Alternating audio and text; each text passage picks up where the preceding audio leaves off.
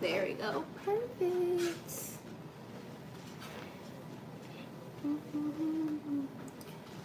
I'm not playing any music this time because my last live got copyrighted. And I'm not here for that, you know? Let's see. I'm going to go ahead and add a Q&A. And okay, there we go. Honestly, this is more just like a catch-up thing. Also, we have the products, so any questions, concerns, all that good stuff. So, hi. I don't like this thing being in my face like that. Ew. I'm gonna do like this. There we go. I don't like that being like in my face. So, today is the catch up. I have a few things that I want to clear up and address just because, like, put it out to the side. Just because there's been a lot of crazy stuff happening in my community. Like, it's kind of weird. Usually I'm not used to, it's been a while since I've had, you know, not nice things happening on my platform. I would say since back in 2022. So I thought I would give you guys a chance to ask me anything that you're concerned about or anything you heard or things like that, especially with my business, which is kind of makes me a little sad, but right now the products that I have out are the products we have out. Ask your president why we can't come out with more products and that should answer your question. Any advice for emotional eating? So when it came to me, lost 24 pounds in total. I'm 132 right now. I probably shouldn't have revealed that yet because that's going to come Friday in the next episode of my weight loss vlog. But I'm 132. And for me, it came with fasting, like denying my flesh of food in certain aspects. And also learning to seek God for comfort instead of seeking food. So, yeah. Yeah, so clearing the air. So, one thing that I wanted to talk about was the price of my line. Because, I don't know. I've seen a few people, actually quite a lot of people upset about the price, which I didn't expect. We had a video go viral on TikTok, and in that video, we tagged, you know how you can tag products, our products are on TikTok Shop. We tagged our bundle, which is $88 for all these products, which is a reduced rate from if you bought them all separately. Like, you know, that's what a bundle is. And had a lot of people upset about that. And so I guess my thing is, I've been working on this for a very long time, over a year. Y'all seen me talk about it back in early 2024. So it's been a while coming. So none of the decisions I made with my business came lightly. But when it came to the prices, one of the things that I wanted to do was make sure that my prices were in line with the industry and also in line with a lot of the products that I put y'all on or review that I like, that y'all know that I like. So I didn't expect to have a lot of people not okay with the price when our prices like Pattern, Nail and Hair Care, Way, Olaplex, which I know a lot of black people love, like they're all in that range. And especially with this product, the previous hydrating hair butter, which is this product, it's the same price. It was $24.99 before. It's $25 now. It's like 1 cent difference because we just wanted even numbers in pricing. And it costs us more to make this. A lot of people are like, oh, you changed the packaging because it's cost effective. No, it costs more to make this. So I don't have 4C hair, so I would make a line just for 4C hair, respectfully. If you want that, 4C only is a great line for that. This is for tighter textures, like me. So I stand by my prices. So I understand that not in everybody's price range, and there's no shame in that. But my issue is when I saw people speculating because the prices weren't in their price range, saying, oh, she doesn't even own the business anymore. She just gets a check to sell the products. I'm like, are you dumb? People saying that my business is black owned, I sold. I'm like, so because the prices aren't in your price range, which I understand, that means I sold my business. But y'all happily buy from Gucci, Marc Jacobs, all these luxury brands that y'all know are overpricing you for stuff. I just don't understand why. This is what I want to get off my chest. I don't understand why the burden of making things affordable is on small businesses, specifically Black-owned businesses, because that same energy is not on like these large corporations, but these luxury brands that are white owned, that are large conglomerates that y'all know overcharge y'all. Y'all still spend your money. And I get that not everybody knows what goes into being a business owner. I didn't know a lot of it until I became a business owner. So I stand by my prices because I know how much it costs to make these and how much it costs to run this business to keep a profit. And there's no shame. I want to profit from my business. I want to live financially stable. I work too hard not to, just like everybody deserves to. Sometimes their careers just don't allow them to, which is not right. But I am going to be financially stable. But also, my team has worked so hard. They're going to be paid fairly. And also, it just costs a lot of money to run a business. So I stand on my prices. There's no shame if you can't afford them. I knew going in that not everybody was going to afford them.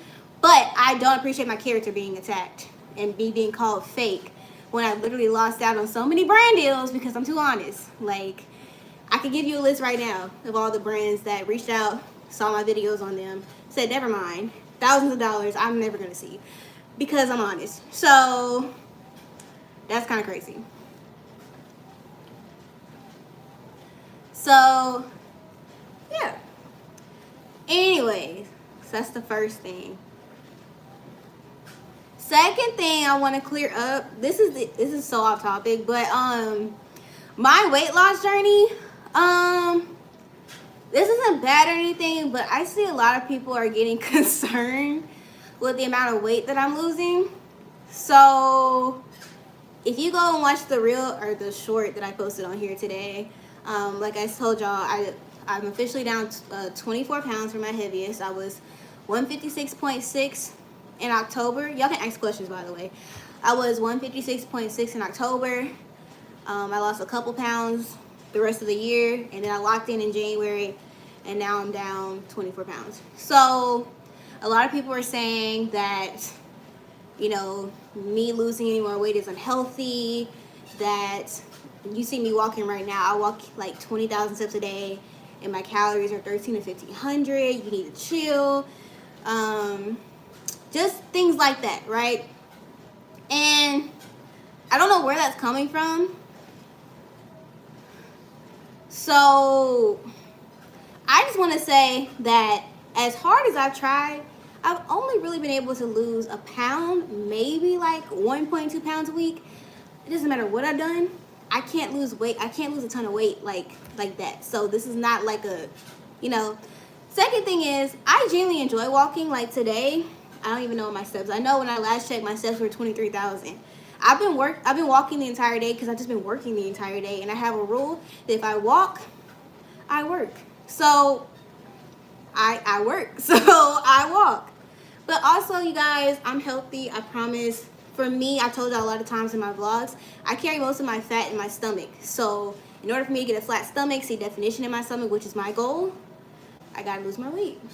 Like, I'm satisfied with the way that I look. I don't think I look bad, but my healthy range of weight for when I got my body scan in February was between 120 and 129 pounds. So I just got back into the regular BMI for my height and my age. So trust me, I'm not overweight. And also, don't dismiss me when I say I was big, okay? Just because I wasn't as big as you think you are doesn't mean I wasn't big. I was big to me. I could not fit in my clothes. I literally have to clean out my closet. I'm going to show y'all later this week for the vlog. I have so many pairs of jeans that are size 7. I'm a size 3 now.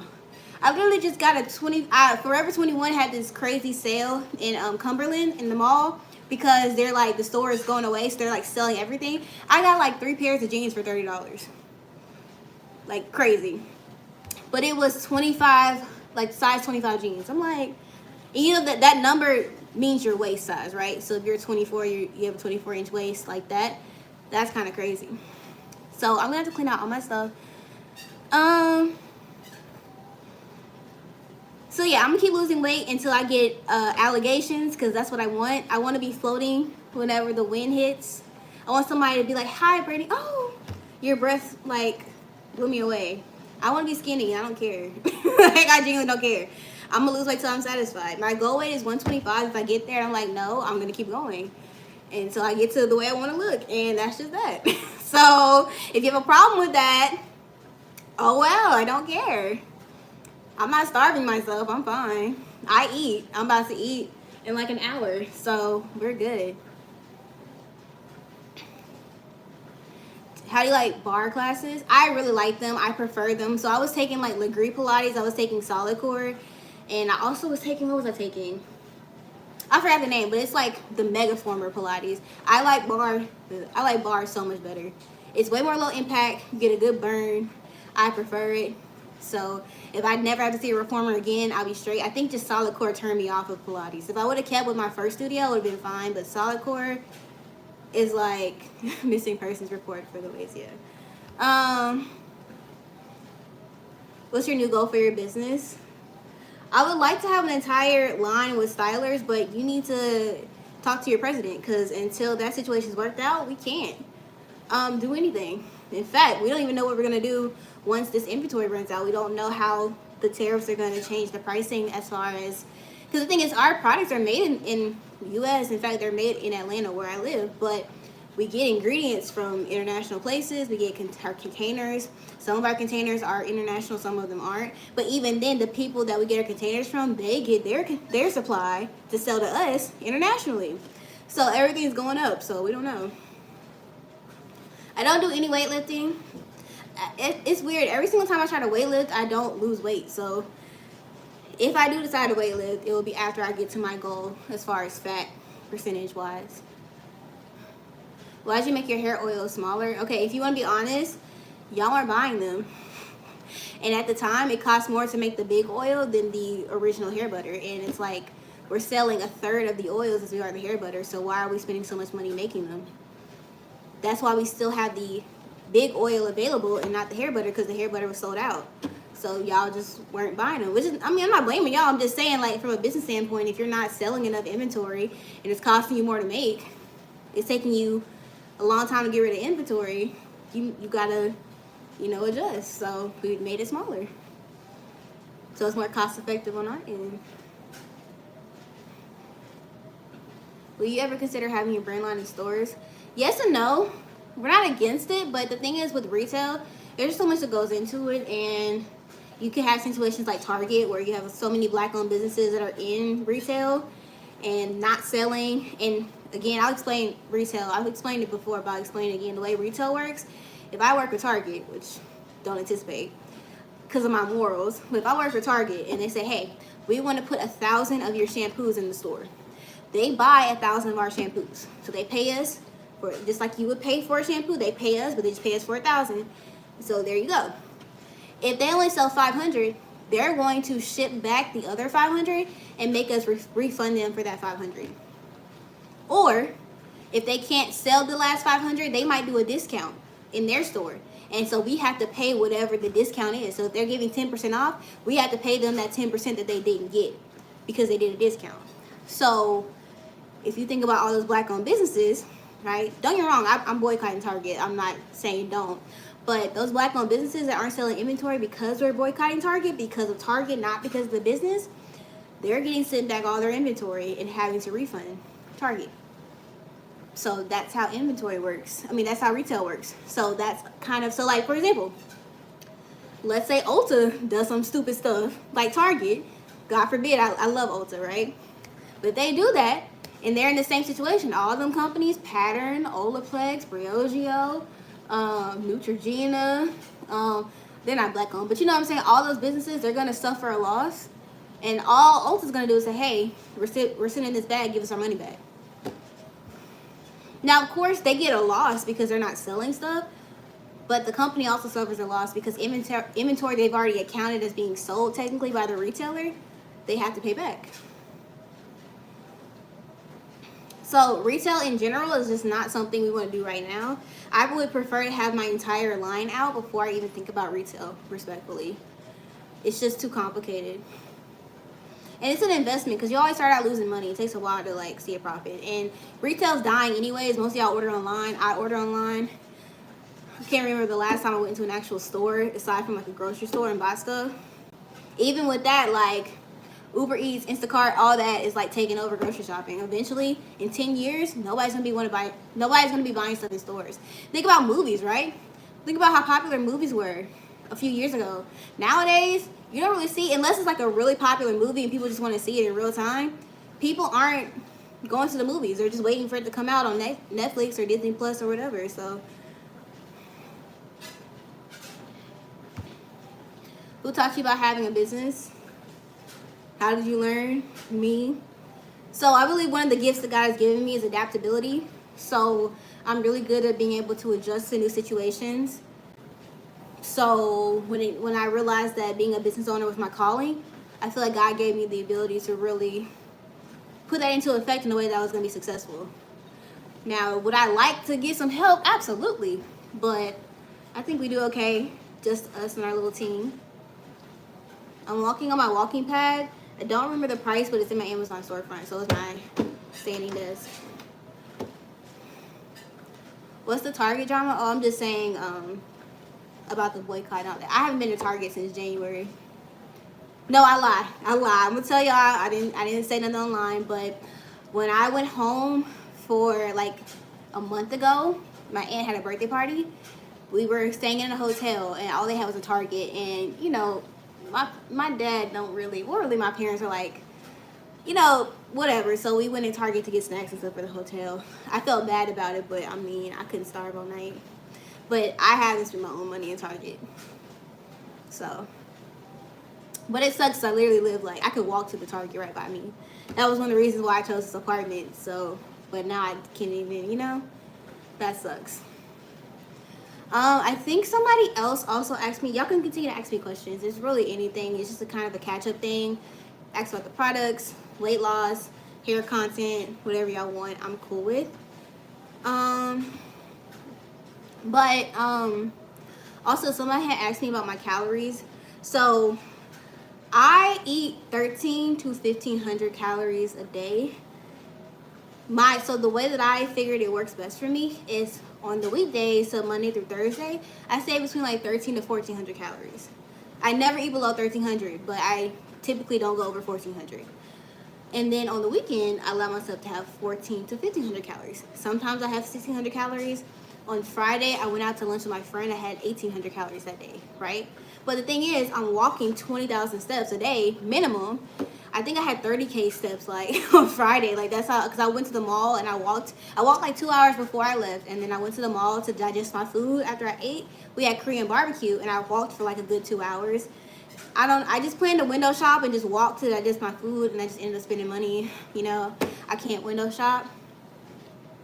So yeah, I burn a lot of calories. I actually realized I wasn't really losing weight like that the first 2 months of the year. Y'all can go check the series. Y'all know that. The only reason I was losing weight was because I was doing OMAD, which is 1 meal a day.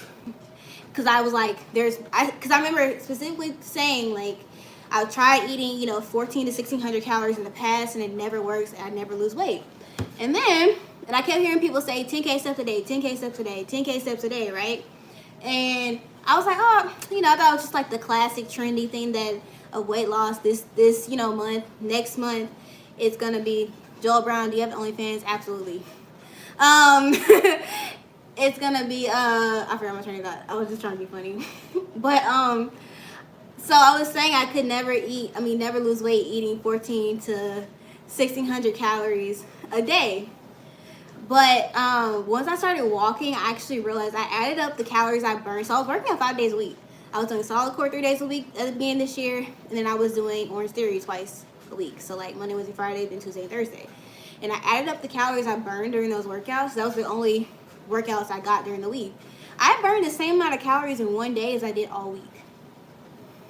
So I burn like 800 to 1200 calories a day walking. But again, it's just because I made the rule that if I am working, I am walking. Like today, I spent like 3 hours filming, and I spent 2.5 hours this morning working. I did creator outreach. If you're a micro creator, please reach out to us, okay? We need you. But I spent 2 hours in creator outreach this morning, and I just spent like an hour and a. Oh, I went to the store and filmed some stuff for y'all. So I spent another hour walking. Came back and filmed for a couple hours, and then I've actually been on this treadmill for a good hour and a half before I got on live. And I'm not hungry yet, and I don't like to wind down until after I eat. So I said, oh, let me just go on live, and I'll just walk super slow because I'm on 2 now. I was on 3 all day. So yeah. How do you heal your gluttonous ways? So I am not completely healed. I have not completely overcome gluttony. I will say I am 10,000 times better than I was before this, like before 2025. But I do say the biggest thing that has helped is number 1, fasting regularly, because it teaches you to deny your flesh, not just with eating, but like just saying, hey, you don't need this, or telling your, basically the way that I heard it from a pastor one time is that fasting is just a way to tell your flesh to shut up. So if you're feeling super lustful, or if you're just feeling super just sinful, you're being tempted by everything, sometimes just fasting, it's a great way. So for me, when I started OMAD this year, I didn't say anything because you're not supposed to say anything when you fast, but I was fasting. So OMAD was just a way for me to tell my flesh, you don't need to eat just because you might feel hungry. You know what I mean? You don't need to eat just because your flesh wants to. And also, I started taking my relationship with God like really serious since I've been saved, really, this year. And I noticed the more that I fed myself spiritually, daily bread, the word, prayer, church, all that, the easier it was to resist feeding myself physically. And so that's kind of how I went about it. And I also learned to replace the comfort that I got. Oh, no, I lied. I also learned that, you emotionally eat. I'm gluttonous when I want to like just have that dopamine hit. I don't smoke, I don't drink, I don't do, all that type of stuff. So, I mean, obviously, that would definitely be a problem. Probably my weight loss, right? But I don't do none of that. For me, I don't need to get high. I just need, a 12-piece from Wingstop. That's what I need. That's going to give me that dopamine hit that smoking does. So once I realized this kind of like that same, vibe, like you getting high is just as sinful as you being gluttonous, because you're getting the same thing from them. Like you're getting that dopamine hit that helps to relax you, that helps to numb you, that helps to take your mind off of stuff. Girl, don't tell me when Wingstop, please. And I had to realize, like, when you realize it's just as bad, that's how you... So for me, it's like now whenever I'm gluttonous, I still have my days. I think Sunday I was definitely gluttonous on Sunday. But so I still deal with it, but this is the first time in my life I actually feel conviction. Before I would like gorge myself to the point where I was sick and it wouldn't bother me, and I just would do it day after day after day, and that's how I got big. But now when I am gluttonous like that, which happens occasionally, I feel conviction. I feel guilty because I know that I just replaced God with food, and I know that I wasn't taking care of my temple. So once you get to the point where you are spiritually sensitive to that sin, it makes it a lot easier to stop doing it as often, if that makes sense. So honestly, nigger, I mean I am, but you thought you ate, I don't get it. My sister be calling me all the time. What was your biggest weight? My biggest weight was... Okay, so I've definitely struggled up and down. I'm gonna block that person next time I see them, but I just thought that was like, y'all don't really be phasing me. I have siblings, okay? But anyways, so my highest weight that I can remember as an adult was after I left medical school. So I entered medical school back in 2021 at 140. This is my favorite protective style to retain length, mini twist. But I left medical school. Okay, how do I kick him out? Oh, I can remove him. Okay. No, JK. I just removed the message. How do you like this? I think I hid him, so he can't say anything else. Yeah, his messages are hidden. Okay. Anyways, so my highest weight when I left medical school was, I think, 167. Now, don't laugh at me, but I actually was heavier than that in high school. When I was 15, I remember getting on the scale in my parents' bathroom. That was the only scale we had in the house. and I was 169. And I remember telling myself at 15, I never want to see the scale say 170. So from 15 to 18, when I went to college, I went from like almost 170 down to 137. Just natural, you know, just eating less. I got more active. I joined the dance team, stuff like that. So it was just naturally. I didn't hit puberty to my not late 20s, to my early 20s. You cannot tell me otherwise. I didn't go through puberty during high school. I don't believe that. I think I had delayed puberty. But anyways, when I left medical school, I was back in the high 160s. And then I got all the way, within a year and a half, I got down to like the low 140s. Then I went right back up to the high 150s. And that's where I restarted. So when I restarted in technically the end of September, but I just say October, I was 156.6. Like, I could not believe it. Literally, I was getting DoorDash like twice. I was about to say twice a day. I wasn't that bad. I was getting DoorDash like 3 or 4 times a week. It's so convenient, and like the apartment that I live in, you don't even have to speak to anybody. They just call you and say, hey, can we send this person up? And I'm like, yeah, you know. And they don't even, like, you don't have to talk to them. They just take a picture. You could just open the door, grab your food, go back inside. Beautiful. I had to delete DoorDash, but I was doing that. I was not working out at all.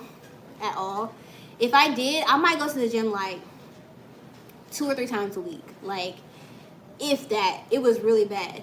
And I didn't have this walking pad. Well, actually, you know what? I bought this walking pad in July because I noticed I was gaining weight in July, and I saw the whole 10K steps thing back then. Thought I'd try it. Only did it for like a month and kind of fell off. But when the summer ended, because I've been traveling all summer, when the summer ended, I was like, okay, we have to do something, because I was so big that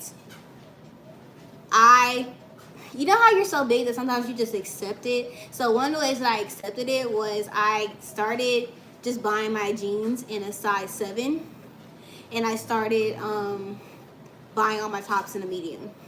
For the longest I can remember, I have always been a small in tops, maybe a medium if the material is like just not stretchy, but I was typically a small.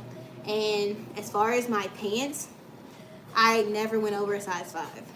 Like, I remember specifically being in medical school, I was a size 5, and because I remember buying a bunch of jeans over my winter break, and they were all size 5. So I'm telling you, like, for the first time in my life, I could not fit my pants over my thighs. Because that's the thing. That's how you know you gotten really big, when you start gaining weight in places you typically don't. Because I've always teetered between, like, a 10-pound gain or weight loss, right? But it's usually just in my stomach and my chest, because that's usually where most of my fat is stored. My stomach, my chest, and my face. That's why my face is so round, and people think I'm, like, not about to be 26. People still think I'm like a teenager. I'm like, chill, okay? But I remember, like, when I was in New Orleans, I had a size 5 jeans. And so embarrassing.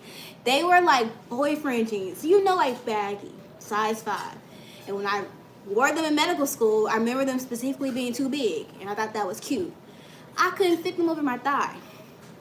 They basically became skinny jeans. That's how big I was. I'm cleaning out my closet. I'm telling you, I'm cleaning out my closet on Friday. I'm going to have to throw away like 70% of my clothes. Not throw away. I'm going to give away 70% of my clothes because they just don't fit anymore. It's like every single time I buy a pair of jeans, like 6 weeks later, they don't fit anymore. Y'all know that Pretty Little Thing haul I just did maybe like 2 months ago? Those jeans I bought, they don't fit anymore, and they're a size 4. Like, who's a size 2? I've never been a size 2, like, ever.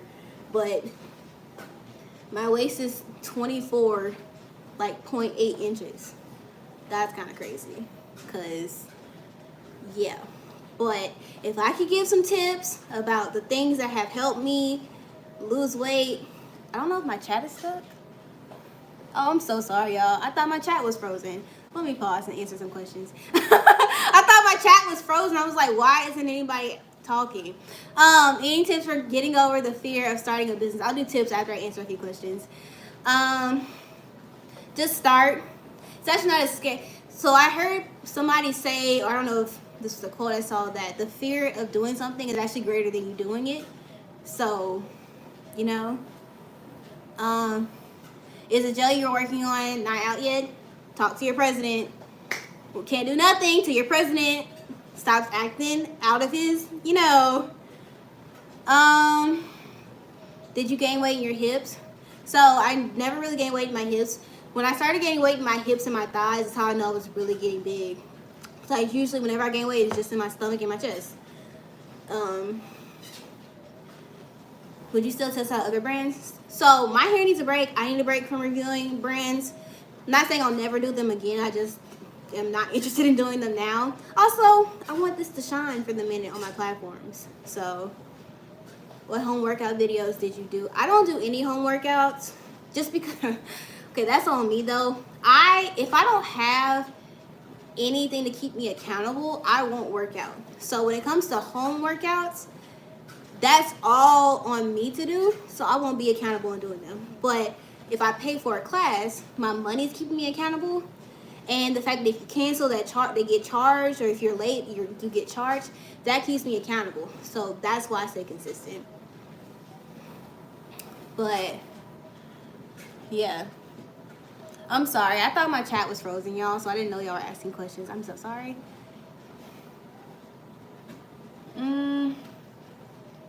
You're 26, you're my speed. I'm not 26, I'm 25.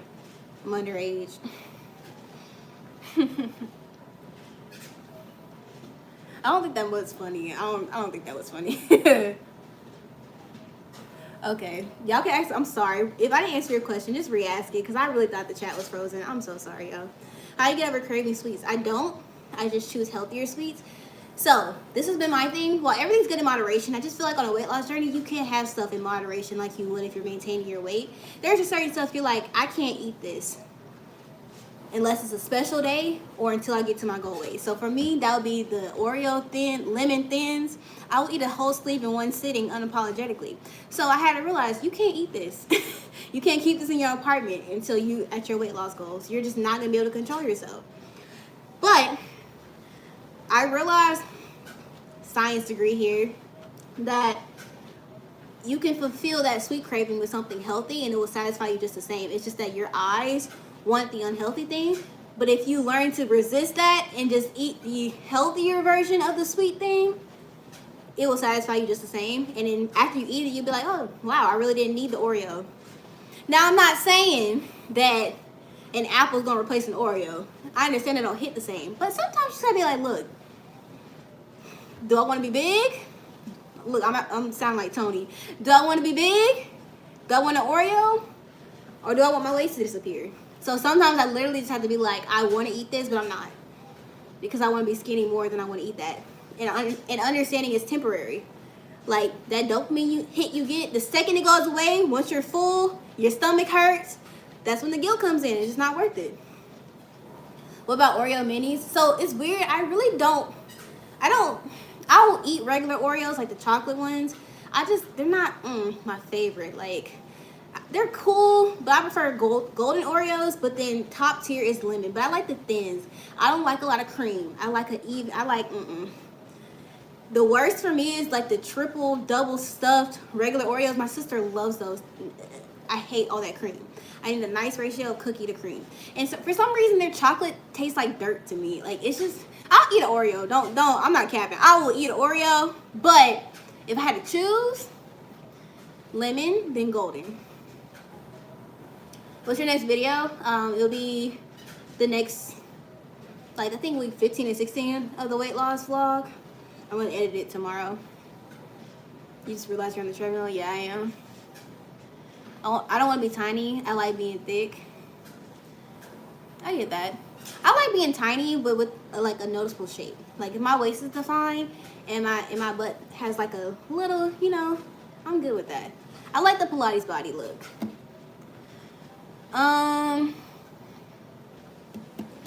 What style of jeans do you buy? So I personally always do high-waisted. I have an hourglass body shape, which I only found out recently once I stopped being big. So for me, high-waisted things are the most flattering, or like low-waisted, but I don't like low-waisted, so I do high-waisted. And I prefer straight leg. That's usually my go-to style. Skinny is cool, but I like straight leg. Sometimes I do a boyfriend jean, but I prefer straight leg. So how much have you lost in total? I lost 24 pounds, 132. My goal weight is 125. Based on the rate I've been losing weight, which is about a pound a month, like maybe not a pound a month, a pound a week, 1 to 1.2 pounds a week. No matter what I do, that's the rate I've been losing weight. So I'm just gonna like embrace it. I'll be done losing weight by the end of June. So I say another 6 to 8 weeks, max 8 weeks, and I'll be at my goal weight. But I probably will want to lose more after that, so we'll see. But I do plan on taking a break from my weight loss journey and just focusing on maintaining my weight over the summer, because I'm going to be traveling a lot, and so I don't want to stress about having to lose weight. So we're going to just like maintain, because my birthday's in July. So I say like July, that whole month, I'll just maintain, even if I'm not where I want to be, and then I'll go back to losing weight in August. Do you still do the modest clothing videos? I do. I have one coming out, well, I would get ready with me coming out Sunday, but the week after will be a modesty video. I had to chill though. Those comments are kind of crazy, and it's just like, when you make Christian content, you have to make sure your heart is right. And I was pissed off, and I didn't want to make content that was representative of Christ, so I was pissed. So I was like, let me just chill for a couple weeks. But I plan on filming one for next week. So what brand jeans do you buy? I really like H&M jeans. And what's that? Zara jeans. Fashion Nova's cool. Really just their skinny jeans for Fashion Nova, I feel like. All of my outfits for all of my modesty videos are linked. So if you go in the description, it will say outfit details. It'll have a link to my LTK, which has every like place that I got everything from. So alright, so favorite Bible translation, NLT. I don't know, I recently started reading NLT like maybe 2 months ago. I love it. Makes things so much easier. Your thoughts on zodiac signs? I don't think they're Christ-like, so I don't entertain them. And when people say, hey, so, are you, so I'll say, oh, my birthday's in July, and they're like, oh, you're a Cancer. And I'm like, oh, well, I just be like, I know that I am based off that, but I just be like, oh, I don't know. I don't really believe in zodiac signs. And they'll just usually be like, oh, okay. How do you get enough protein without substituting protein powder? I'm allergic to whey protein. Oh, dang. Well, they have different proteins that aren't whey, but I do protein shakes. I don't know if that's whey, but I don't drink them all the time. So I would say my biggest way to getting protein, bone broth. I love cooking my rice in bone broth instead of water, or sometimes I'll do like the powdered bone broth with water. I love my phage, 0% Greek yogurt. I use that in everything. I like chicken, steak, any type of meat, turkey, breakfast sausages. Also the Kodiak pancake mix. I eat that all the time. I make muffins with it. I love breakfast, so I'll make me pancakes. Trying to think. I think that's it.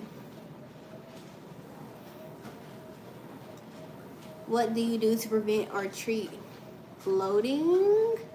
So the only way to stop bloating for real is eat less. I mean, eat better. I still get bloated. And sometimes that's just a girly thing, if you know what I mean. Sometimes your hormones, just that time of the month, you just get bloated. So that's unavoidable. But I would say eating healthier, clean foods, and also eating dinner earlier, which I'm not going to be doing today. Gives your body time to digest the food. Also, I like walking after I eat. That really helps. So, but also the smaller I've gotten, the more I realize my bloating doesn't really bother me like that. Only when I eat crazy, then I get super bloated.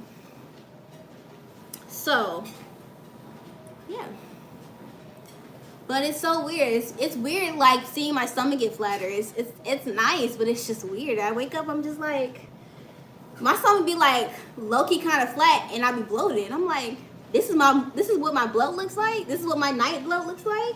And then I be so shook sometimes on my morning skinny. I'm like, are you sure this is you? I didn't really start seeing a flat stomach though till like the past couple of weeks. Again, I just hold most of my fat in my stomach, so while my arms and stuff got smaller fat, I say my legs got skinnier the fastest. Everything else is just kind of like taking time. I use my FitnessPal to track my calories, and I also have the Fitbit app. I currently have my Fitbit around my ankle, just an accurate way to track my steps. But and it's synced to my FitnessPal account. So whatever calories I burn during the day, it syncs to my FitnessPal. So it lets me know like an accurate amount of how many calories I can eat. How do you stay on track during your period? So don't hate me, but I don't really have crazy cravings on my period. For me, it's the week before. What is that, like the luteal phase, whatever? So I think that's this week for me. But it's like, it's crazy. Sometimes I'm not gonna lie, I've had a couple of times every month where I'm just like, you know what? You're a girl, enjoy yourself. It's only 3 days. It's not gonna derail your progress. I've had to be like that sometimes because just if I didn't satisfy the cravings, I would try to hold on for as long as I could and not end up, binging. So sometimes I'm just like, okay, just eat the cake. Just eat the cookie. You've been on track for 30 days. 2 or 3 days of you being off track isn't crazy. But I also know when I start to get like that, so I also try to prepare and make sure I'm eating super satisfying meals. But sometimes I be satisfied, I just be craving stuff. So my target weight right now is 125. Your cycle is only 3 days. No, I'm saying the luteal phase. So like the week before, I have a couple of days during that week before where, no, that would be great. But no, I wish. No, I wish. No. But I mean, I'm not gonna lie, I think I am blessed in that area. For me, it's typically only like 5 days.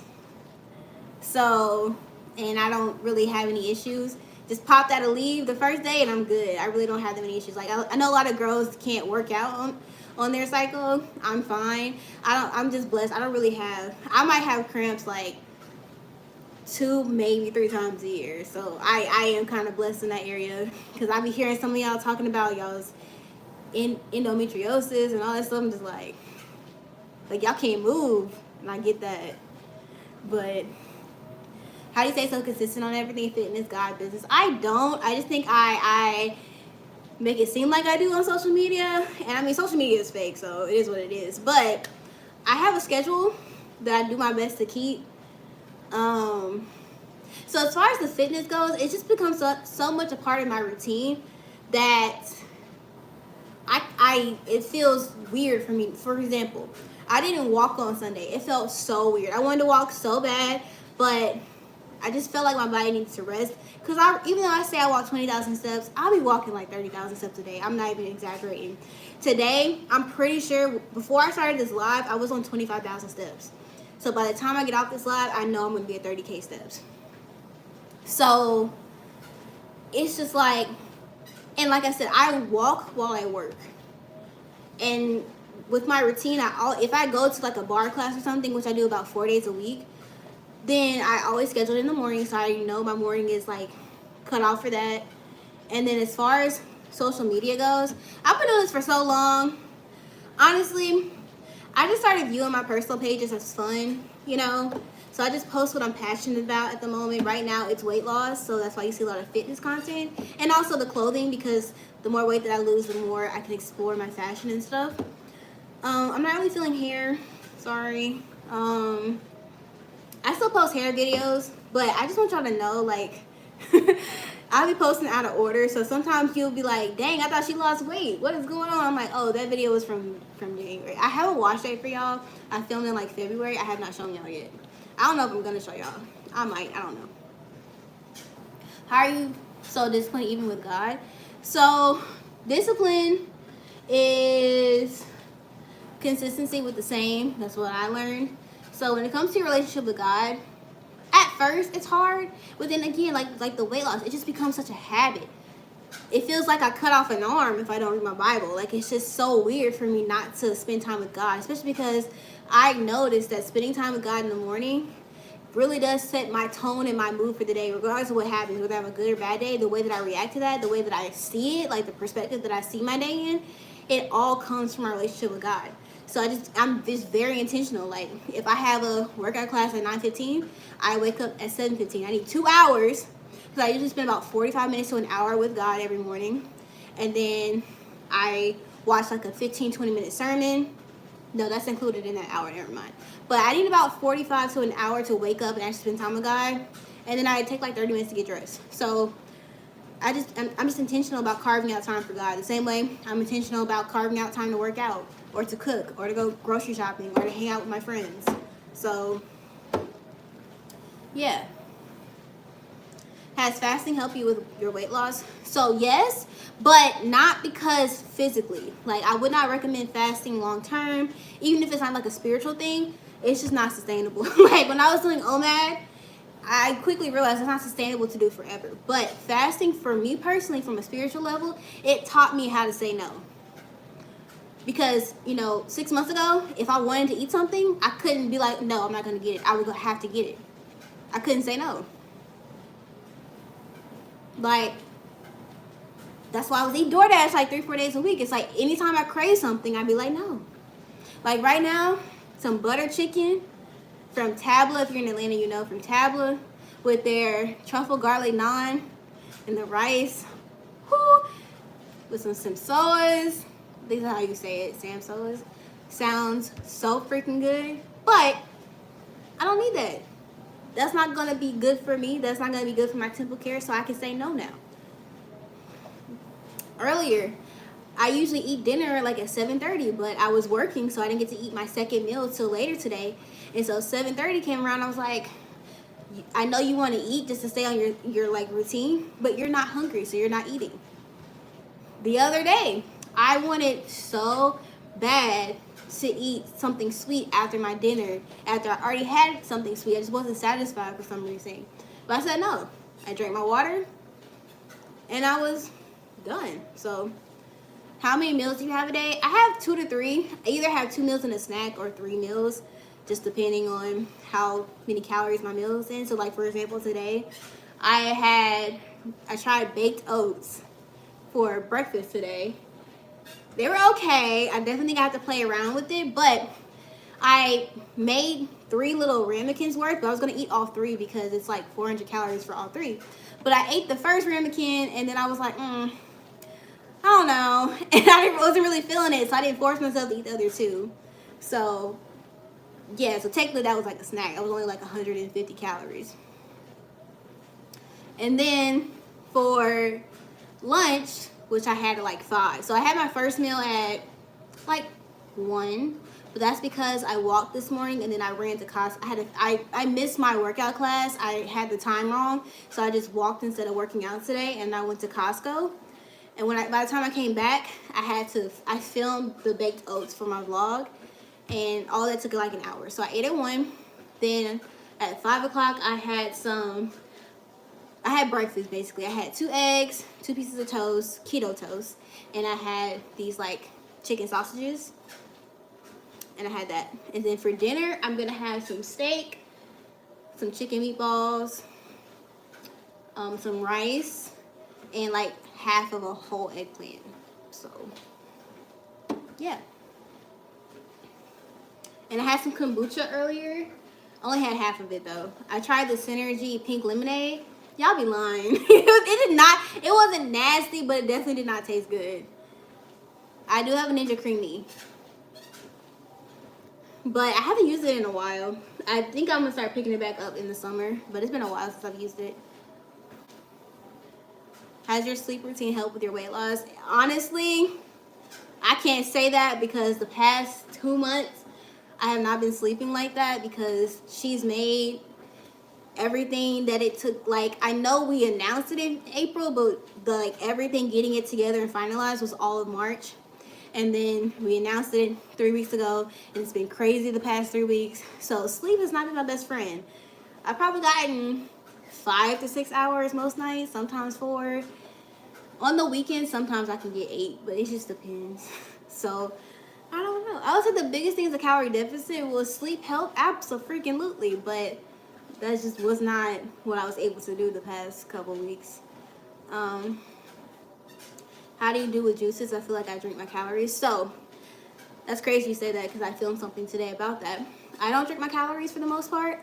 I just personally, if I'm gonna use my calories, I want to eat. So I like 0 sugar or like 0 calorie, like Sprite Zero, Coke Zero, root beer zero, or like the poppies, stuff like that. It's only like 5 calories.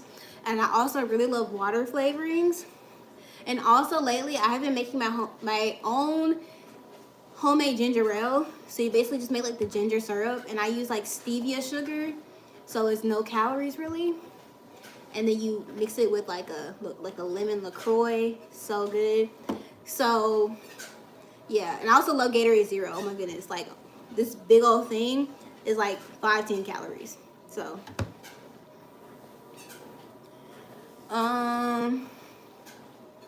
how to lose weight in the thigh area. So unfortunately, you can't spot reduce fat. That means you can't pick where you want to lose fat or do certain workouts to lose fat in one area. Your body's going to lose fat the way it wants to. The reality is your body kind of loses fat evenly, but where your body carries the most fat, that's what's going to take the longest to go down because there's more of it there.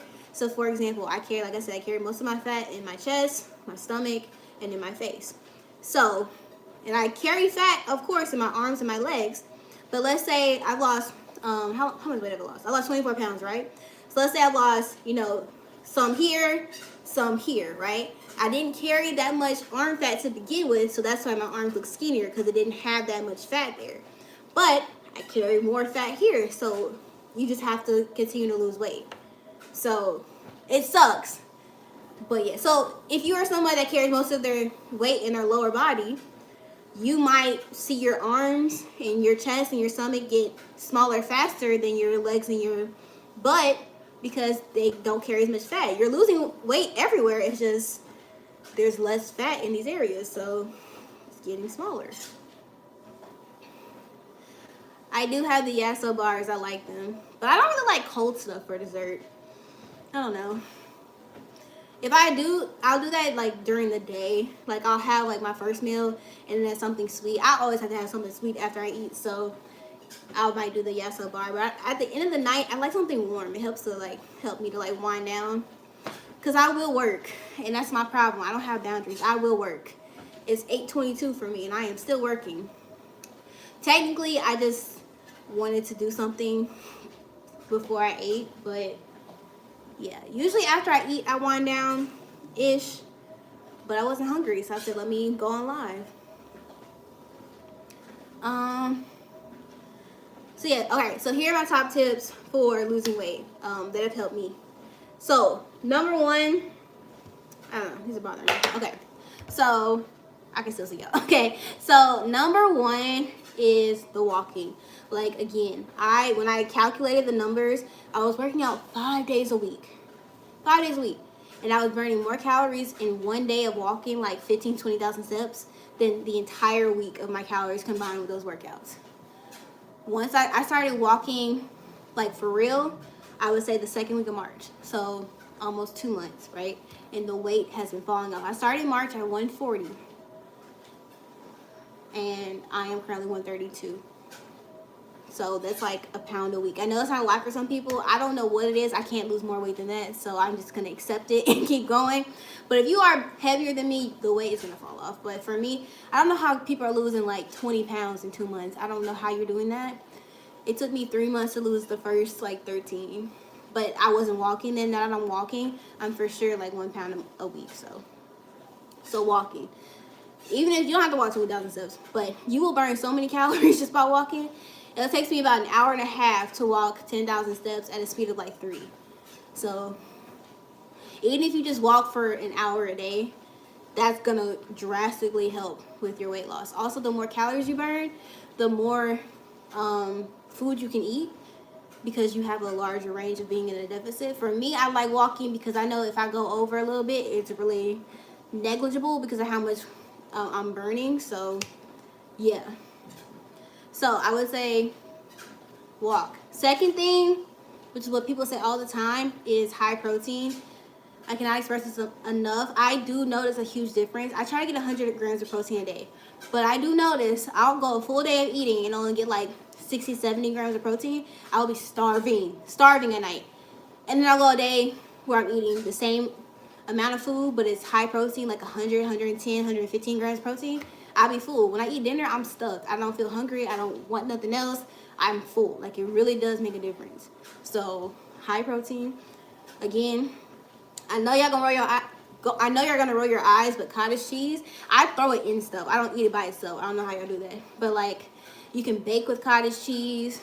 You can.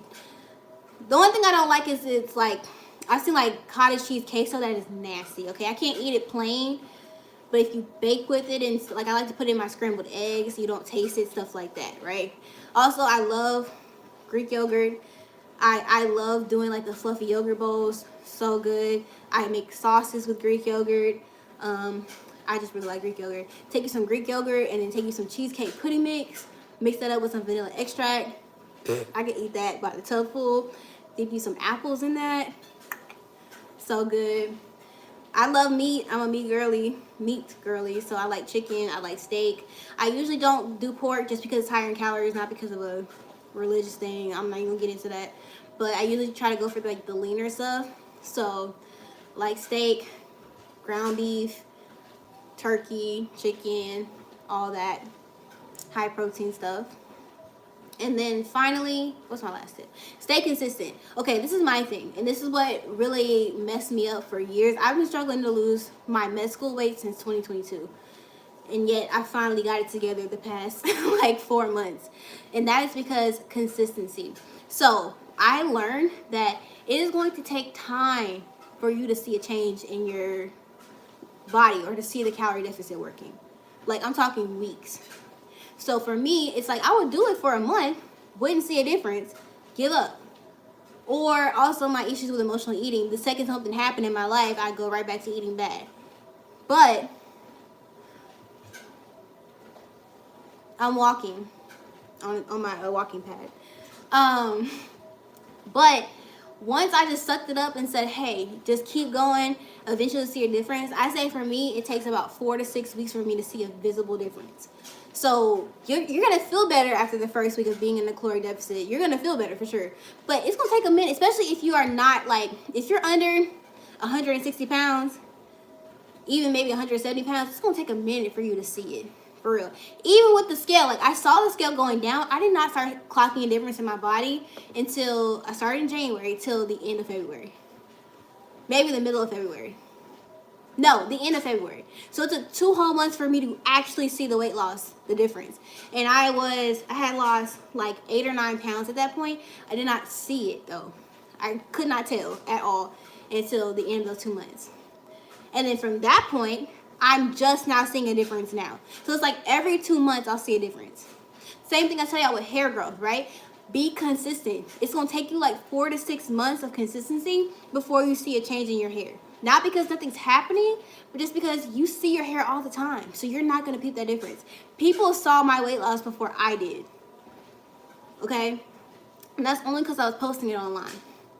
So I'm telling you, stay consistent and it will work. If you're in a caloric deficit, it will work. It's going to take time, but it will work. Like, I'm just thinking, if I would have given up after the first month, I would not have been able to come as far as I could. Right? Like, I weigh less than I've ever weighed as an adult. Like, this is sad, but I remember the first time I was aware of my weight, I was 12 years old. This was the first day of 7th grade. We were in gym class, and we had to weigh ourselves. I don't know why they made us do that, but we had to weigh ourselves. I was 140 pounds at 12 years old. I weigh less now at almost 26 than I did when I was 12 years old. Dang! Even when I was in college, right? I stayed in the 130s, but it was like the high 130s. I am smaller now than I was in college. So like 8 years ago, which is crazy. 6 years ago. So, do you wash your hair in mini twists? I am going to attempt to do it this time. I've never done it before, and I will film that for y'all, of course. What time do you recommend in the day to stop eating for weight loss? Honestly, as long as you're in a caloric deficit, it doesn't matter about the timing. But having a certain time of an eating window will make it easier for you not to overeat and get out of that calorie deficit. But like, if you eat 1,500 calories between 8 a.m. and midnight, or if you eat 1,500 calories between 8 a.m. and 6 p.m., you still gonna lose weight. It don't matter. But for some people, stopping at a certain time helps them not to overeat. So for me, when I first started, I would eat past 6. But now that I have more self-control, it's more of a lifestyle, it's more of a habit. I still prefer eating earlier because I just wake up less bloated because I have more time to digest my food. But I have nights like tonight where I just worked a lot and I'll eat at like 9, 10 o'clock. It's not going to hinder my weight loss because you're not affecting how much you're eating. I'm still eating my calories. It's just the time is going to be different.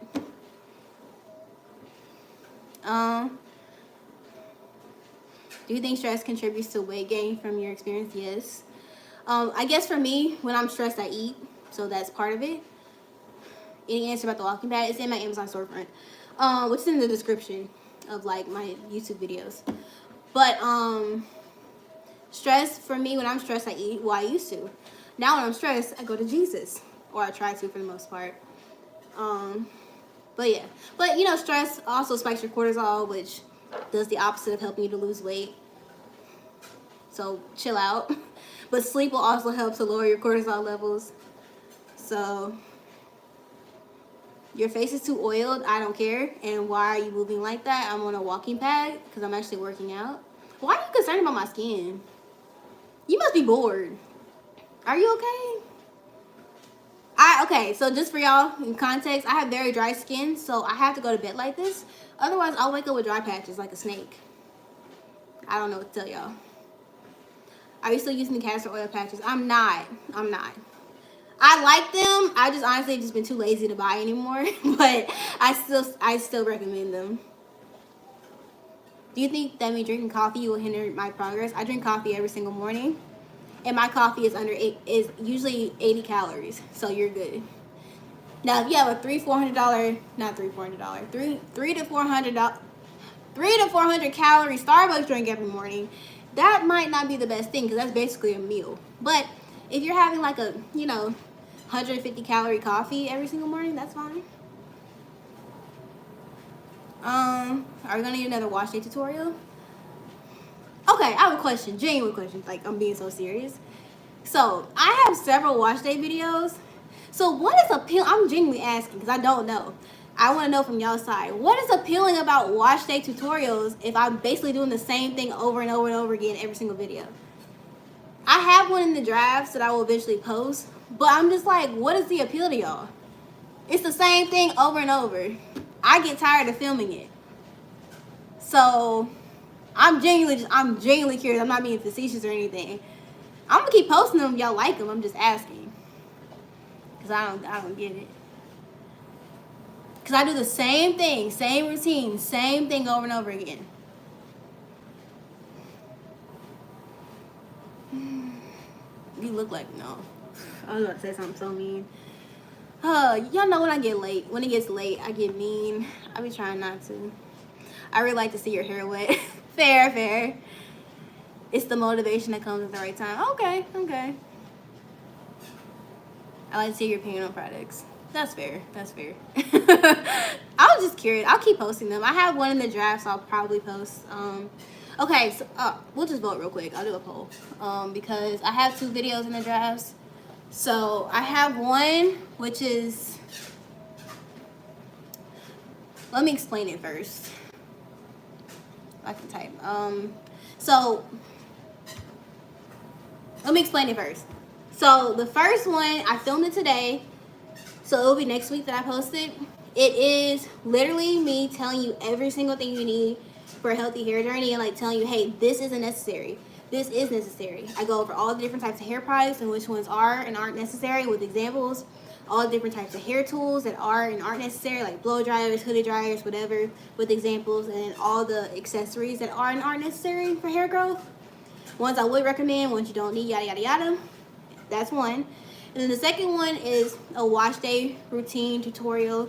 I basically just go into a little bit more detail than I typically do during my wash days because I'm not reviewing any products. So just kind of sharing in detail what I do when I wash my hair and why. And I also do my mini twists, but they're a fail. I don't keep them in that long because I made them too big. But yeah, so those are the 2 options. So, I'm trying to type this while walking. So I'll have wash day, and I'll just do hair tips as the second one, but that's the one I just told y'all. Hold on. I'm literally about to fall. Give me 2 seconds. 2. I sound country. I forget. I am from Louisiana. Okay. So y'all let me know. Do you strictly only use your products now that you have your own? So I don't have stylers. So I do use other stylers. But for the most part, I use these. But I'm not reviewing products right now. But I'm not going to sit here and tell you that my products are the only good ones on the market. I've definitely told y'all about products I love that aren't my line. So whatever is whatever.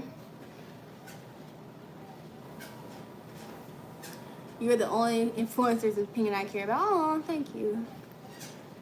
Oh, you're from Slidell? Nice, nice. From New Orleans? I lived in New Orleans for like 2 years. I lived in River Ridge. I didn't live in New Orleans, but okay. Make sure y'all vote because I'll post whatever y'all want. I mean, I had the wash day in the drafts, but it's old, so it's before the products came out, so you can just keep that in mind. But then I just had one I filmed today. I don't really care which one y'all want. Just let me know. Just let me know so I know what to edit. I'm low-key hoping. I have one that I hope y'all will pick though because it's easier for me to edit, but you know.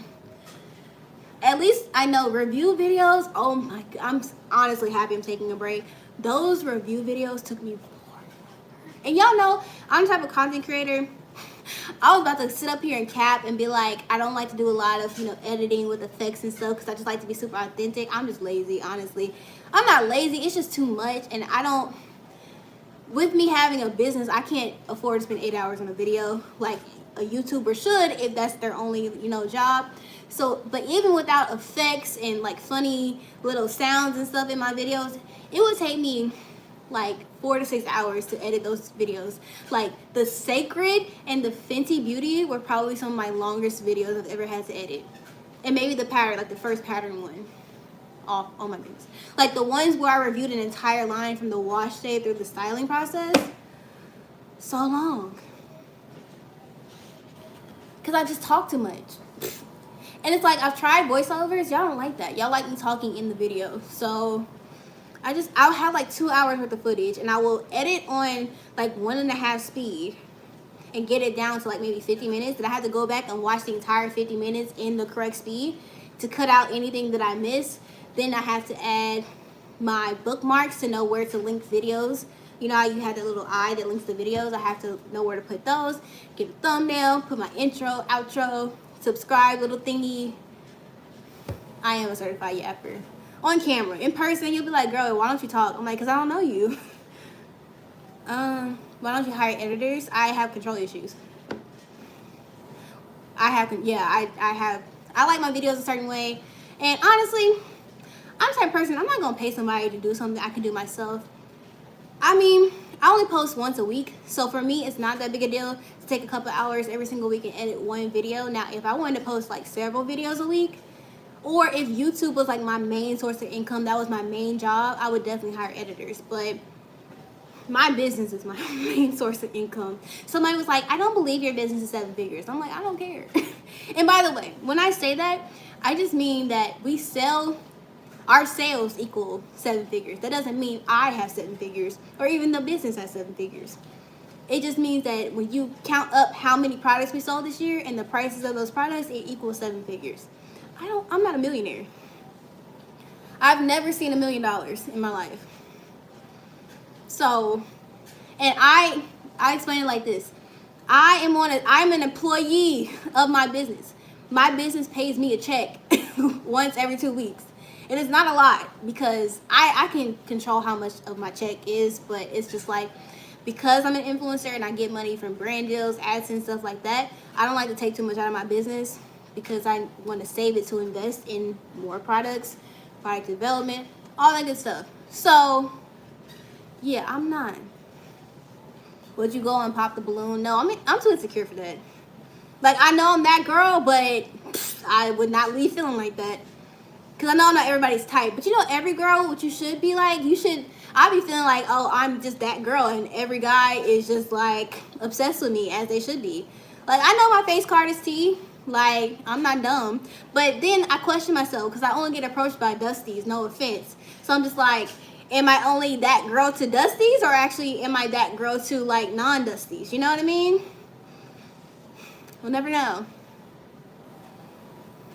I don't know. But I wouldn't go on I'm too insecure for that. Like dating shows. Like, why would you, I'm sorry, but why would you purposely go on a show for people to comment about your, like, it's really a superficial thing. They can ask you about your job and all that, whatever, but you really, it's a superficial thing for a majority of that show. It's like, are you attractive or not? Because they'll have a girl who has, she over here, doctor, lawyer, educated, beautiful, intelligent, speaks eloquently, dressed beautifully, but oh, she dark skinned. Pop, pop, pop, pop, pop. Now, if you're not strong enough, you feeling insecure because you think something's wrong with you when really they're just colorist. Or they insecure and they actually want boyfriends, so they mad that you're an independent woman and won't depend on them for everything. I'm never, you'll never catch me. Like, you will never catch me. Do you feel like God has a specific person set aside for you? Yes. Yes. Like, there's no other option at this point. I have a problem. My sister calls me picky. I've been called picky my entire life. I just genuinely don't find that many people attractive. And the people I find attractive are not accessible to me. They're like celebrities. And it's just like a surface level attraction. Like, I'm like, oh, Morris Chestnut's attractive, right? But that sort of thing. But I've never met anybody in my real life that I've actually been genuinely attracted to. Whether they've approached me or not, I haven't. So that's the only option. He's probably like, okay, Brittany, I made you picky on purpose so you wouldn't get involved with Dusties. So, girl, you're reading these messages. I'm trying. Yes, the products are fine for color-treated hair, relaxed hair, gray hair. Yeah, I think that's it. What do you look for in a romantic? I'm not a customer care. I'm dead. What do you look for in a romantic partner? Man of God first, obviously, but I'm superficial and I'm not apologizing for it. Like, God tells us to be fruitful and multiply. He knows that I need to, you know, be attractive with the eyes for that to happen. So, you got to be attractive, tall. I don't have a preference as far as like skin color. I'm not like that, but I mean, dark skin, light skin, brown skin. Honestly, race isn't really that big of a deal either, as long as you understand my culture and respect my culture. I don't think I could do white boys though. I do find some of them attractive, but I think the culture gap's too big. Dress nice. I don't want to YN. I'm sorry. I hate that. Successful, wealthy, not rich. Like the ice and all that is not attractive. You're just trying to. That just shows me you're insecure about and scared you're gonna be broke one day. So you're trying to flex and prove that you have money. That's not attractive to me. I need wealth. Like you're successful. You invest in things. You know. You know. Catch my vibe. That's really it. What advice would you give to young women starting their own business? Social media would be your best friend. And don't wait till everything's perfect to start your business. That actually makes your business more authentic when it's not perfect like these large businesses. But social media. Grow a platform. Look at other businesses, small and large, in your niche. And use their videos as guides. Like if they do a trend, do that trend. If they make a video where they just explain the product and it goes viral, do that too. That's social media is a game of copycat. Is your name pronounced Brittany or Brittany? Brittany. I think, yeah, Brittany. It's Brittany when I'm being teased, but Brittany. I'm walking on the treadmill. My arms are on my standing desk.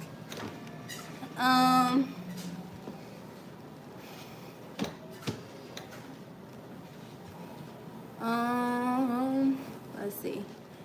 The Carol's Daughter Leave-In is a good choice. No. I mean, it's cool. Is it the best leave-in I've reviewed in my series? No. I would say Forcey Only's leave-in is good for Forcey hair. Patterns leave-in is also pretty good. Mine, but you know, whatever. How you get over being public? Like, I want a business on social media, but I'm a private person. I get that because even when I first started influencing in 2021, I only had like a couple hundred followers, and they were all like people I knew in real life. I was so embarrassed I started on YouTube first. That was my first platform ever. I was so embarrassed to post that I had a new YouTube video out because, you know, this stereotype that influencers are like these dumb blondes and you know, just very superficial people. And I was like straight A student, you know, STEM major, going to med school in a year. And so it kind of was the opposite of what people expected me to do. And at the time, I was just doing it as a hobby, but I've always kind of wanted to get into content creation just for fun, like just an outlet. But started posting, and you know what? I became less. I care less about what people thought once I started blowing up. And now I know in the back of my head, people I know in real life watch me, and it's always so awkward. I hate when people point out the fact that they watch my videos in real life, because I'm just like, because then I think about all the stuff that I post and all the stuff that I say out my mouth. I'm just like, ugh, you know, I am really cringe in myself. But hey, when the checks start coming in, you're not gonna care what other people think. Can't grow unless you're willing to change. Step out of your comfort zone. You'll never grow in your comfort zone. If I stayed shy, I wouldn't have the career I have now. So if I stayed shy, I would have stayed in med school and been miserable. Would you ever sell your products? Maybe one day. Can you do more skincare ASMR? Oh, I don't know, maybe. I'm kind of over skincare for the moment. I will be doing a ton of giveaways because my closet is crazy.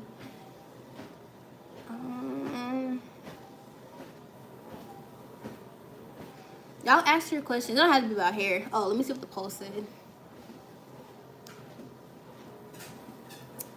Oh, I can't see.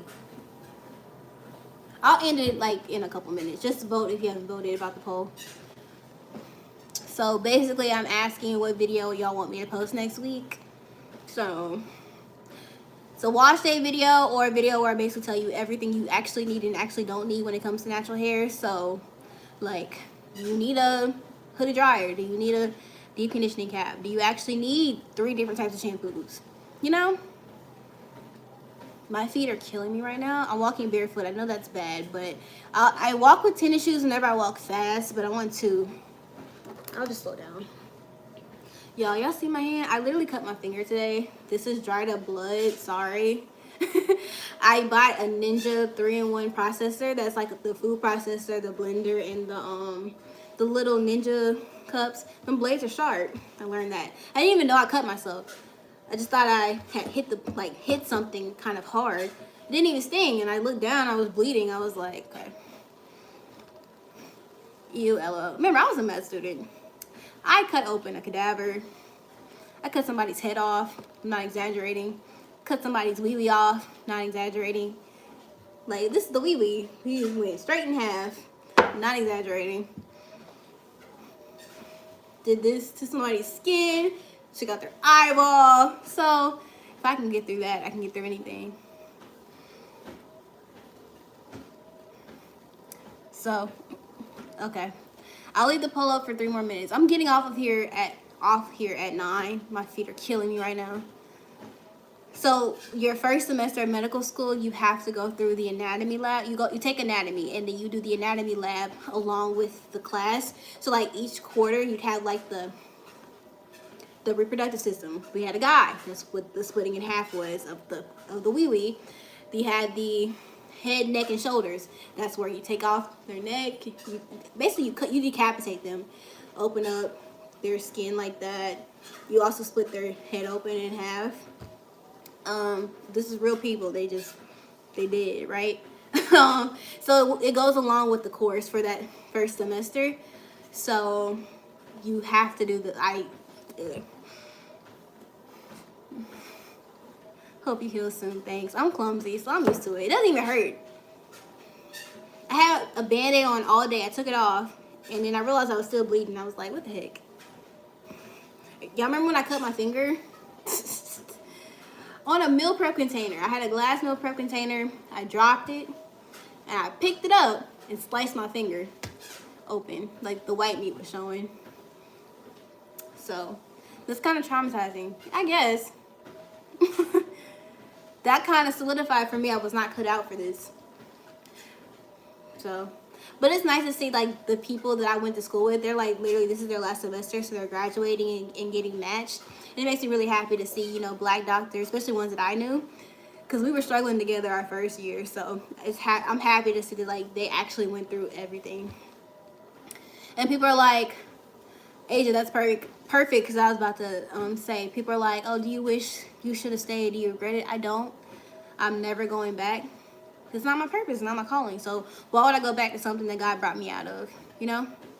Nothing wrong with being a medical student. I literally had the meanest disrespectful comment the other day. Somebody was like, there's no way you have a 7-figure business. It was on our business YouTube channel. It was like, there's no way you have a 7-figure business. You don't even have that many followers. And honestly, there's nothing special about your products. I'm not even lying. It's like word for word. There's nothing special about your products. Honestly, I feel like you would have gone way farther in medical school. Like, I'm like, who are you? Like, you don't know me. Like, why would I, first of all, why would I lie about how much money I make? I don't make that much, realistically, as a person. I'm like, girl, I just thought that was so mean. That hurt my feelings. Not gonna lie, that really hurt my feelings. I'm used to negative comments, but sometimes it don't, like, for me, it don't faze me when you get, like, them troll comments. You know what I mean? Like, the ones that are like, oh, you're ugly. Like, girl, I'm T. Like, I know that, right? Or you're like, oh, you're big. I'm like, oh, I'm not. Or they're like, oh, you black nigger or something. I've gotten stuff like that. You're monkey, all that. Like, I'm cool with all that, right? That don't bother me. I got siblings. I know those, like, all the way left. But when it's, like, people that say stuff like that, you know, that to me is just, like, it throws me off for a second. Because it's like, they're not necessarily a hater, like a troll, but they just be saying stuff that's just so mean. And I'm just like, you wouldn't say this to somebody that you knew in person. So why do you, like, that's, like, it's stuff that, like, people think, which they have the right to think. But if you're, like, in person, you wouldn't say that out loud because you know that's something you just keep in your head. You would never tell somebody like that. Something like that, right?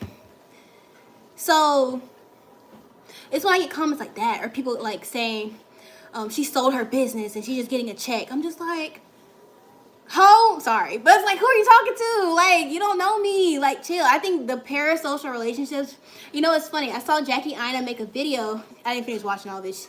Her talk videos be long. And on TikTok, I don't be having that attention span. I try to watch all of it. No shade. I love her. But, like, she was talking about how influencers, how people get upset when, like, influencers, she said it's a good thing how sometimes influencers, they feel like they're your friend because they're super relatable, and how people kind of switch up whenever an influencer doesn't feel like your friend anymore because, like, their lifestyle is super luxury and yada, yada, yada. And she's like, well, with the way that we define friendship, it's like whenever you see an influencer maybe get into an abusive relationship, the way you treat them isn't like a friend. Or whenever they maybe do something you don't agree with, they're not your friend anymore based on the way you talk to them. And so it's like, I don't know. It's just like, I think, y'all saw that video? It's like, I want to be a relatable influencer. I never want to be someone that's out of touch. Because I'm really, like, a chill, down-to-earth person. If y'all met me in person, y'all know I just be in my own world. Like, I don't even be paying attention, right? I don't walk around thinking that, like, the world revolves around me. But I also feel like there should be a boundary where people understand there's certain stuff you shouldn't say to me or just anyone because, simply put, you don't know us in person. I'm not saying I'm fake online, but like every person online, whether you're big or not, you're not going to share every part of your life because you're allowed to keep some things personal. Like, y'all know my family, but I have a very interesting family situation that if I told the internet about it, I'd be like, oh, wow, I did not know, like, that. Like, my family dynamic is it's kind of sad. But I don't share, like, because I keep that private, right? Y'all know I have siblings, but y'all don't really know a lot about them. I mean, y'all seen them on camera, but I don't really say a lot because it's to keep things private. Or I see, comments of people saying, like, when I go out and film stuff, like, in the grocery store and stuff, and people are like, oh, we're just so happy you finally are, like, out of your apartment. I'm like, I'll be out of my apartment a lot. I just don't film, like, my friends and things like that just to keep those things private. And also, I know they're not all comfortable on the platform. And the thing is, they might be like, oh, it's okay to put me in your video. But they might not be understanding, like, that means you're getting exposed to thousands of people. I'm not a micro-influencer. I'm not, like, Monet or nothing or Alexis Earl, but I have thousands of people that watch me every single day. So if one thing is off, you're toast. You're cooked. Like, I don't know, let's say your left titty sagging. They're gonna roast you, right? And I'm just like, that's my friend. Like, why? Like, but that's kind of the risk of having a friend. So I like to keep things separate. So a lot of times when y'all see me going out to dinner and stuff, y'all think it's a solo date. I'm with somebody, but I don't show them just out of respect and just out of like that boundaries. Like I've grown a thick skin on this platform, just in social media in general. So while certain things still get to me, majority of the things that people say don't really bother me, right? But somebody who has no idea about being on social media, you know, and that's why, like, if I ever get a man, y'all might know that I have a man. First of all, I'm not embarrassing myself. If I ever announce that sort of thing, it will be either like we about to get engaged, or like we've been committed for a while. We're not doing no, oh, this is so new. No, I'm not getting embarrassed like that. Cause you know when you announce your boo, people be like, oh girl, I want to come to you as a woman and all this type of stuff. I'm never doing that. I don't believe in zodiac signs. Like, I'm never doing that, right? But if I pop out like that, it's like y'all would know that I have a man, and y'all would see him occasionally, so y'all will be aware that it's like a long-term thing. But we're not gonna be a couples channel. If I have a baby, I don't even know if that's possible. You know, the way I'm set up, it's like I don't even think I want kids like that. But like, if I have a baby, we're not gonna be a family channel. You gonna know I have a baby. Once the baby develops his face and stuff, y'all might see my baby every now and again. But I'm not gonna be a family channel. My platforms are gonna be about me and me only. You're gonna know that I'm married. And honestly, y'all know when Jackie, she like got married and didn't like post on social media. Not gonna lie, I was mad just because I know she ate. I know she was gonna eat her wedding up. I just wanted to see, like, I know her dress is gonna be tea, her ceremony, that decor, everything was gonna be so tea. Cause y'all know how Jackie is. So that's, for me, I was so excited to see that. I really was. But I didn't feel like she owed that to me. I don't know that lady in person. Even as an influencer, I don't know Jackie. Even if I met her one time in passing, I don't know her. So like, she don't owe me her wedding. I felt some type of way just because I personally wanted to see it, but not towards her. Like, she don't owe me that. So, and she don't owe anybody an explanation. And also, I think people are honestly, this might be an unpopular opinion, but I think that Jackie Aina is getting a lot of hate. She started getting a lot of hate when she started getting really big because people are jealous, which I don't think is fair. Because, first of all, Jackie is not an out-of-touch influencer. She's been a content creator for like 16 years. She started from the ground up. And the standard in this industry for black women is she had to work twice as hard to get to where she was. Like, Charli D'Amelio, she blew up, what, a year or so after being on TikTok because she stole a black girl's dance, and the black girl, you don't even hear her anymore, right? So typically it takes longer for black women to get to that mega influencer size.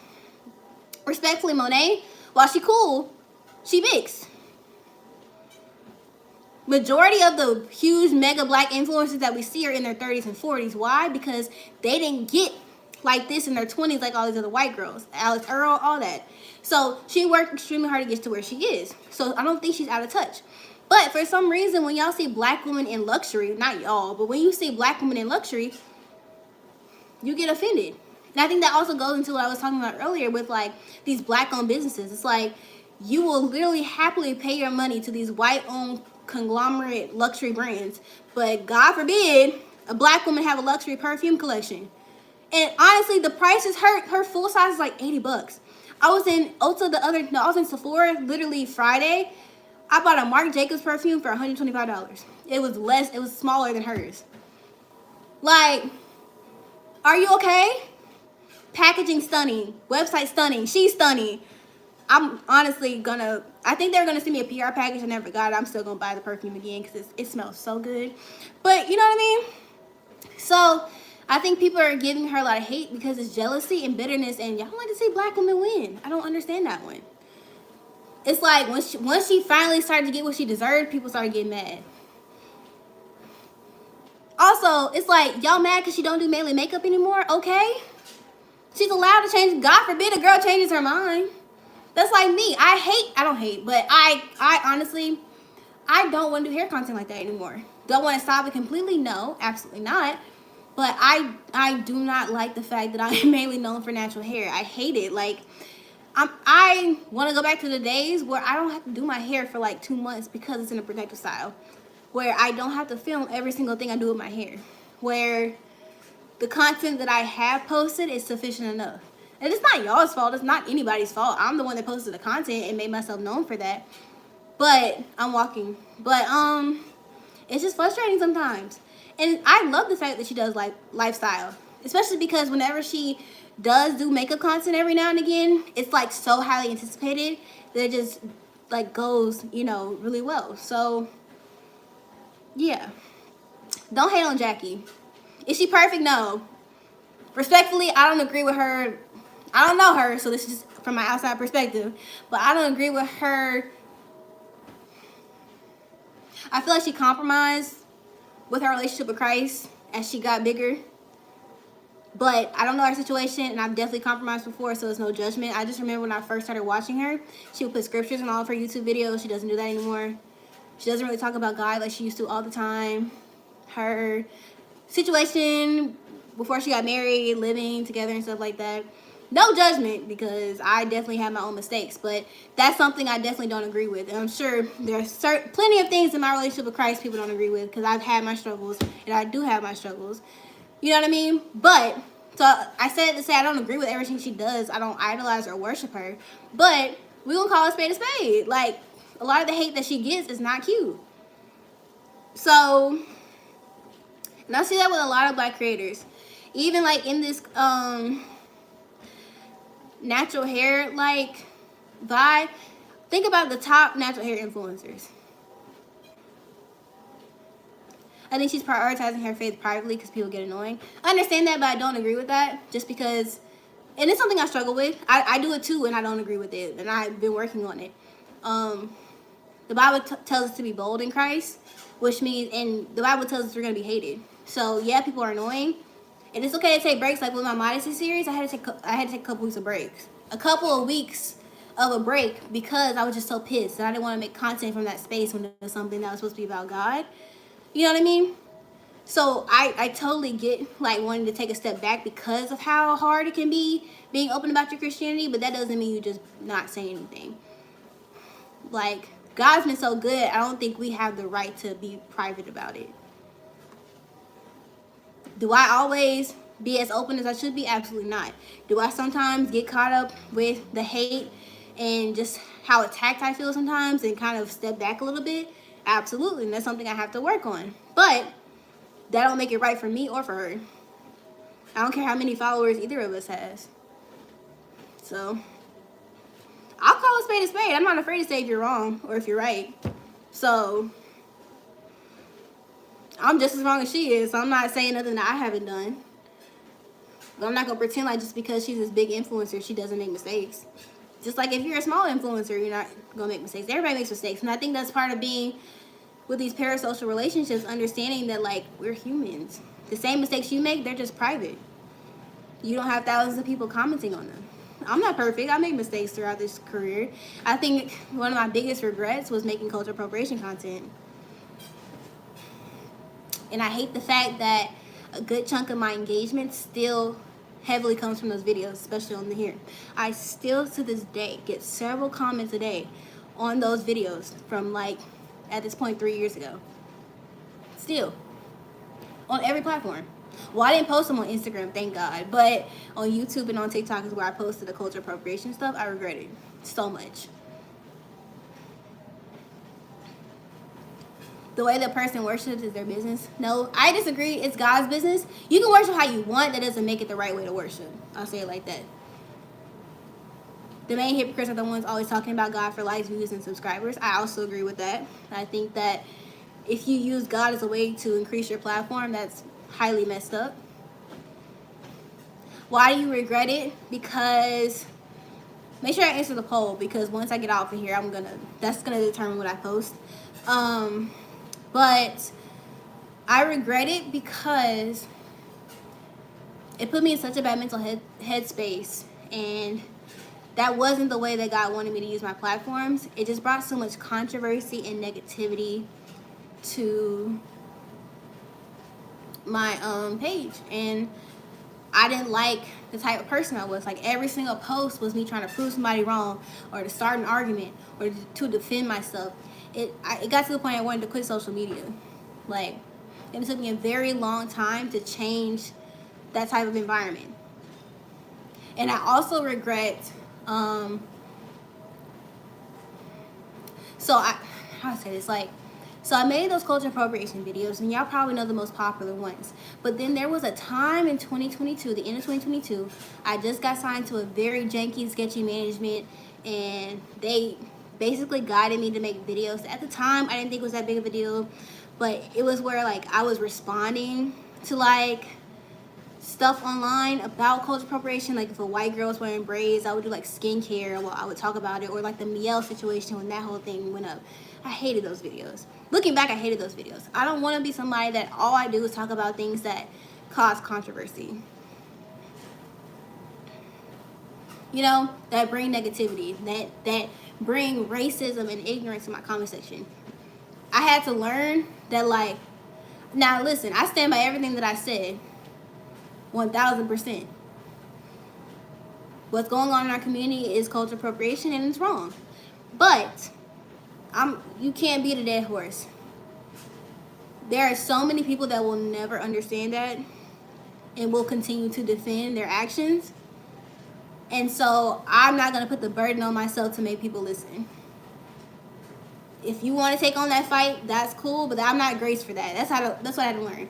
I'm not graced for that battle.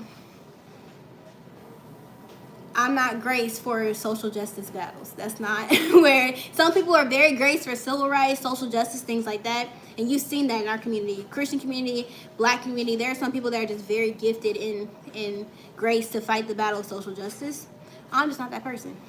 So, yeah. That's crazy that you think they baited you. What do you mean by that? Like, what do you mean by baited? I understand that the Bible says God has no respect of person. I need a little bit of context, and also if you can give me the scripture, because I don't really know what you mean by that. Sorry. But yeah, so I heavily regret that. Not because I said anything wrong, but because of the response and the environment it created on my page. And that's just not, I'm not graced for that battle. The way that I reach people is through hair and through lifestyle. I feel like for me, using my platform just to show my life and the way that I live my life, like the real journey and walk with Christ,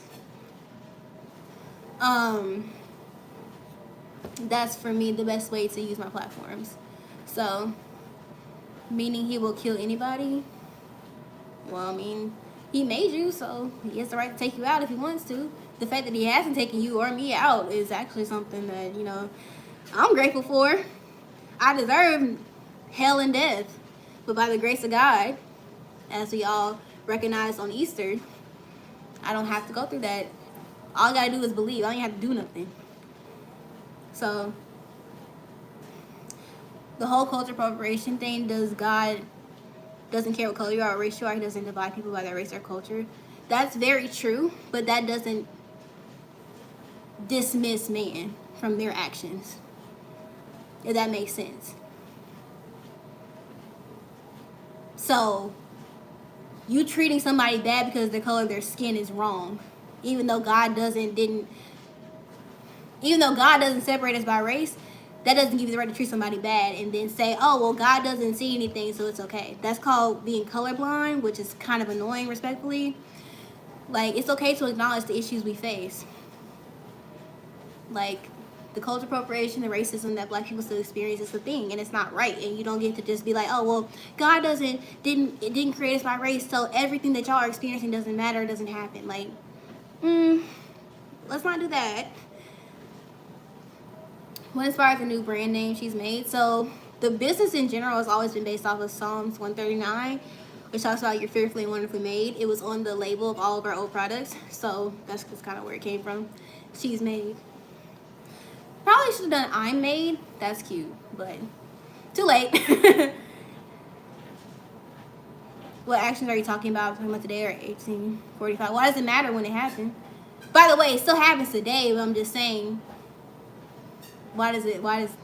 Oh, I'm sorry. I feel like you're the type, respectfully, that's like, oh, slavery was so long ago, get over it.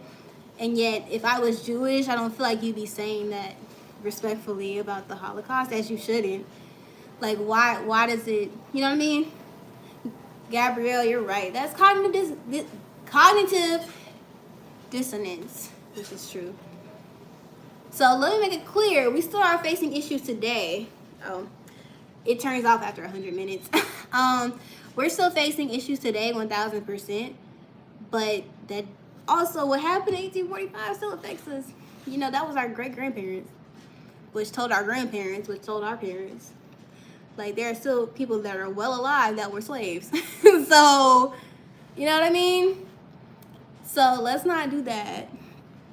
But like I said, I'm not graced for that fight. So, I'm not about to sit up here and make every single video about that. I'm just not graced for the battle of social justice. And don't forget, God is a just God. So, you don't get to, you know, treat people bad because of the color of their skin and then just be like, oh, well, God loves everybody. Yeah, but he don't love what you do. And that just goes with anything, not just this. Like, people use that as an excuse. I used to use it as an excuse. God loves you. That doesn't mean he loves your actions. Do your parents, if you know what I'm saying? Do your parents love that? No, but they love you. That doesn't mean they love that you're, you know what I'm saying? So, I don't know why I keep making that reference. So, it's possible to love you and just not love what you do. God loves me, but he doesn't love when I disobey him. You know? Do you think you're ever going to do a reaction vid? Actually, I might start a series on TikTok, like, where I react to natural hair videos. But we'll see. Sounds cool. Alright, guys. Let me look at the poll and see what y'all want to post. Oh, I knew. I was expecting the wash day to win. Okay, hair tips. That's actually low-key the one I wanted to post. So that will be posted next week. So basically, in that video, I literally, like, I think it's probably gonna be like a 30-minute video based on like how long I filmed. But I'm gonna literally break down what hair products you need. Do you actually need a clarifying shampoo? Do you need an oil? Do you need 20,000 types of conditioner? Like, what you actually need, what tools you actually need. Do you need a hair dryer? Do you need a blow dryer? Do you need a hoodie dryer? Do you need this? Do you need that? Right? All that. So, hope y'all enjoy that. But this week, Friday, will be the weight loss video. I actually go out the house. Well, I show y'all me going out the house. I went to the movies, so that'll be fun. But and today, for the vlog after that, I did film a couple things I like to avoid. I took y'all grocery shopping with me. But yeah. Alright. We should do this again. This was fun. But yeah, I will see y'all later. I will be posting tomorrow on She's Made's page. But I will be posting the tutorial of these mini twists Thursday finally. So stay tuned for that. But okay, guys. I will see you later. Have a good night. Don't overeat.